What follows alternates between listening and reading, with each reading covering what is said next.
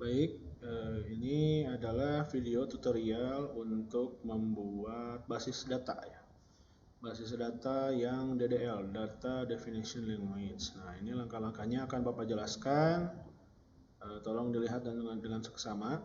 Tapi nanti videonya akan Bapak kirimkan juga ke grup WhatsApp supaya kalian bisa mengulangi langkah-langkah yang terlewat ya. Nah, oke, kita mulai. Langkah yang pertama, pastikan dulu ya nanti sebelum praktikum komputernya sudah berjalan dengan baik. Terus aplikasinya yang kita gunakan adalah SAMPP ini ya. Nah, ini kita buka, klik SAMPP-nya. Nah, ini tampilannya seperti ini. Kalau ada yang tampilannya berbeda, mungkin itu beda versi saja ya. Cuman kan isinya sama gitu ya.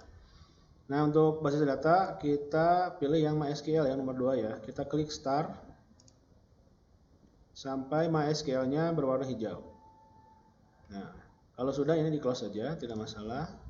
Terus kita pencet atau tekan tombol window di keyboard ya, tombol window ditahan dan huruf R.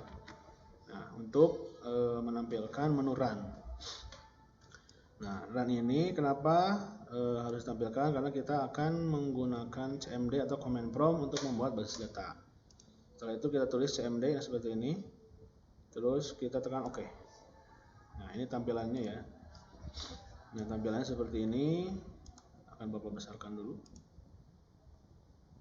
tulisannya biar agak. Nah, seperti ini ya. Nah, untuk membuat basis data, hal yang pertama harus kalian lakukan adalah login ke dalam aplikasinya. Nah, ini kan belum login ya. Posisinya secara default di command prompt itu ada di folder C atau local disk C yang biasa kita lihat di Windows Explorer, ada di folder user. Nah, kita harus masukkan dulu atau pindahkan ke folder SAMPP. Caranya kita keluar dulu dengan menulis cd garis miring enter. Nah, ini udah keluar ya, jadi ada di local disk C yang paling luar.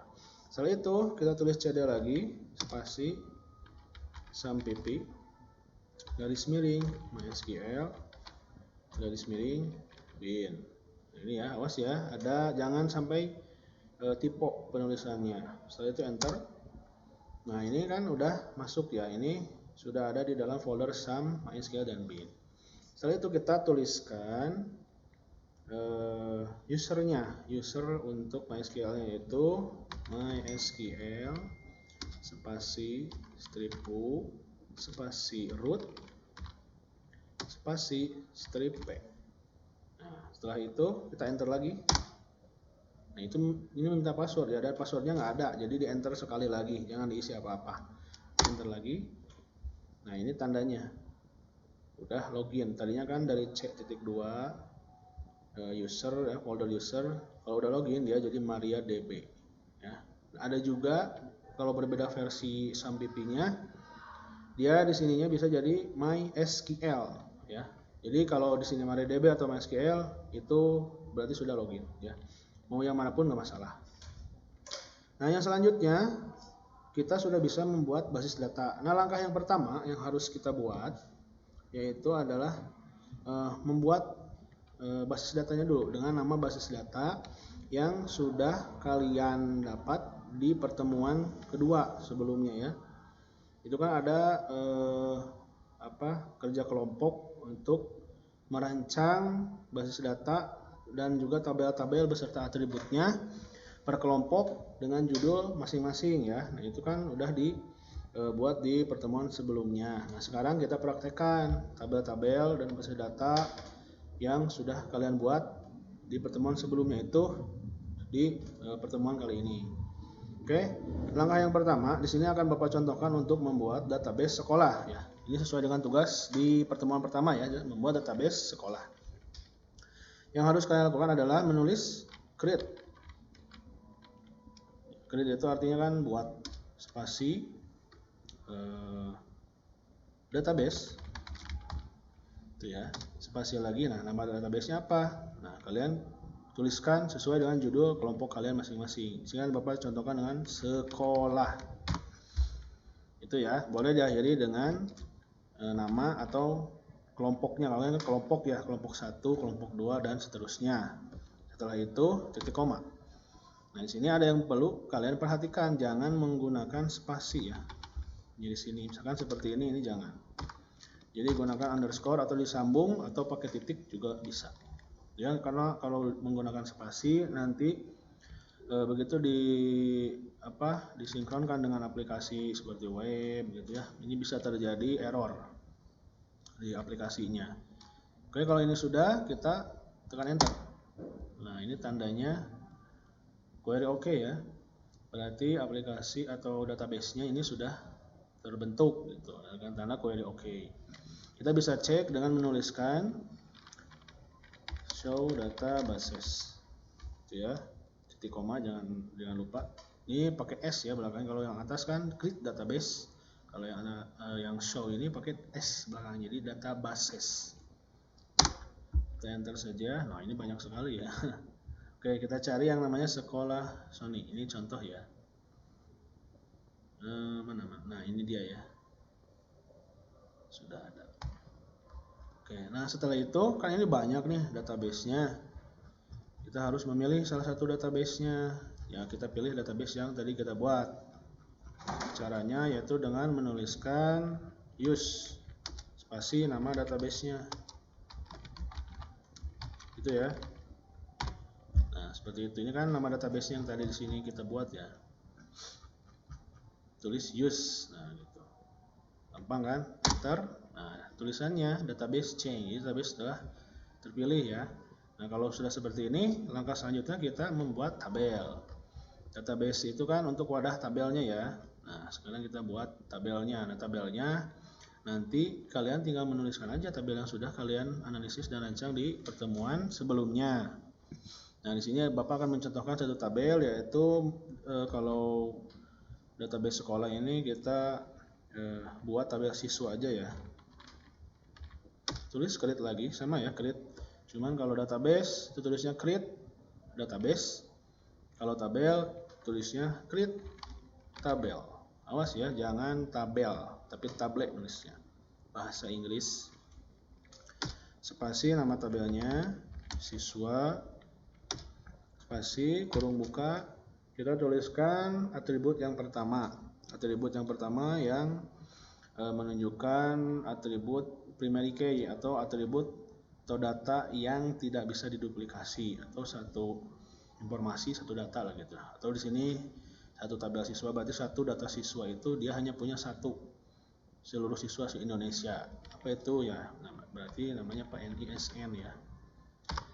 NISN itu kan hanya ada satu NISN untuk satu siswa se-Indonesia. Selanjutnya kita masukkan tipe datanya varchar. Jumlahnya sejumlah NISN aja ya, boleh dilebihkan sedikit. Terus primary key jangan lupa. Yang kedua nama siswa ya, jangan lupa kasih underscore. Tipe data lagi, siswanya 30. Terus alamat, cepat aja ya biar tidak terlalu lama durasinya. Terus tanggal lahir, date ya, kalau tanggal lahir pakai date. Yang terlahir bisa kita tambahkan nomor telepon dengan INT ya, paling panjang berapa? 14. Oke, kita pastikan lagi tulisannya betul siswa.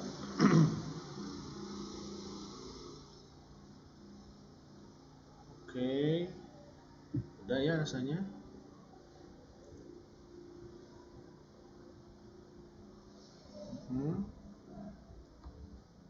Kalau udah kita enter. Nah, udah ya, oke. Ini tabelnya sudah terbentuk. Nah, kita bisa cek struktur tabelnya dengan menuliskan dash ya. Dash spasi nama tabel. Nama tabelnya kan siswa. Dash spasi siswa. Titik koma, enter. Nah, ini sudah terbentuk ya. Oke, yang selanjutnya, nih, apabila terjadi kesalahan dalam pembuatan tabel ini, kita bisa rubah ya. Kita bisa melakukan edit atau bisa melakukan penambahan, pengurangan, pengeditan, tulis namanya atau tipe datanya, itu bisa kita lakukan setelah tabelnya jadi. Sekarang kita bisa merubah ya, misalkan kita akan merubah alamat ya. Alamat ini kan alamat siswa, misalkan dari atribut alamat ini kita tambahin alamat underscore siswa. Nah, kita tulis alter spasi tabel spasi nama tabelnya kan siswa.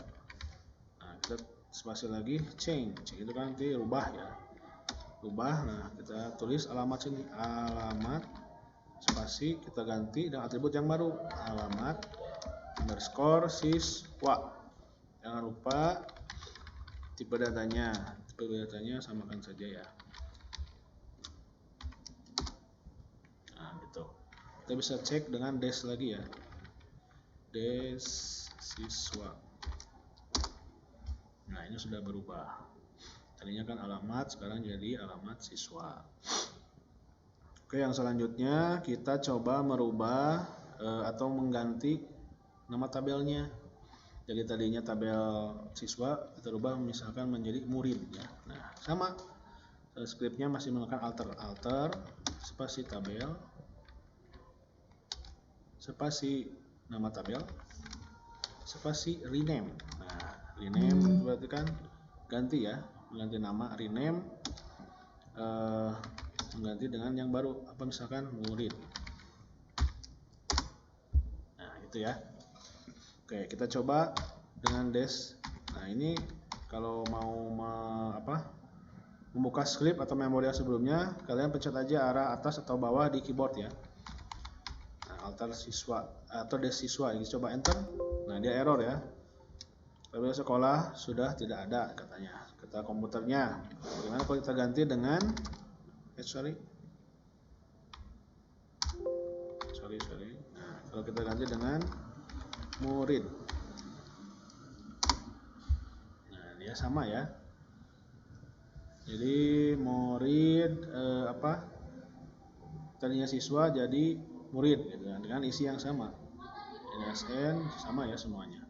Itu untuk merubah nama tabel. Nah, sekarang yang terakhir gimana untuk menghapus tabel. Menghapus tabel kita tinggal tulis aja drop spasi tabel spasi nama tabel. Nama tabelnya murid. Nah, baru ya, bukan yang lama, tapi yang baru kan udah jadi murid ya. Udah selesai.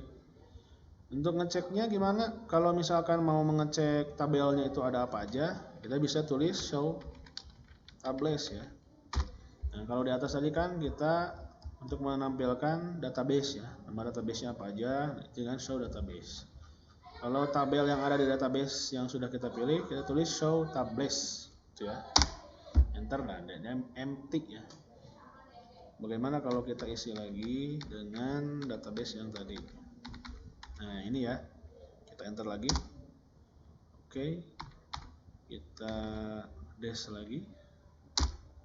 Oke, kita show tables. Nah, dia muncul ya. Tadi kan empty nih. Begitu kita show tables, karena sudah dihapus drop tabel murid, sudah dihapus, jadi udah kosong tabelnya. Nah, sekarang setelah kita buat lagi, kita tampilkan show tables, dia udah ada siswa. Jadi ini tabel apa aja yang udah ada di database sekolah. Nah, tabelnya baru ada siswa. Oke, itu aja mungkin tutorialnya. Silakan kalian buka LKPD-nya. Kalau ada pertanyaan lebih lanjut, silahkan hubungi Bapak langsung. Terima kasih.